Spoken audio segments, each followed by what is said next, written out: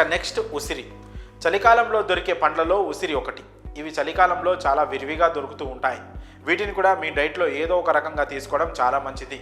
దీనిని తీసుకోవడం వల్ల పుష్కలంగా విటమిన్ సి అందుతుంది. దీంతో మలబద్ధకం దగ్గర నుంచి జీర్ణ సమస్యల వరకు అన్నీ దూరం అవుతాయి.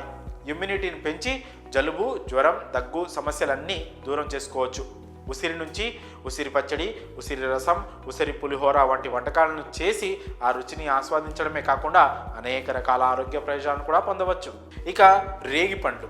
ఇవి కూడా వింటర్లోనే ఎక్కువగా వస్తూ ఉంటాయి. చలికాలంలో పిల్లలకి ఎక్కువగా జబ్బు చేస్తూ ఉంటుంది. దీనికి కారణం ఇమ్యూనిటీ తగ్గడమే. అందుకోసం పిల్లలకి రేగి పండ్లని తినిపించాలి. కొంతమంది ఈ పండ్లు తింటే జలుబు, దగ్గు వస్తుందనుకుంటారు, కానీ లిమిట్లో తినడం వల్ల చాలా లాభాలు ఉన్నాయి. ఈ పండ్లలో ఎక్కువగా విటమిన్ సి ఉంటుంది. ఈ పండ్లు తినడం వల్ల మలబద్ధకం సమస్య తగ్గుతుంది. దీంతో చలికాలంలో కీళ్లు పట్టేయడం వంటి సమస్యలు రాకుండా ఉంటాయి.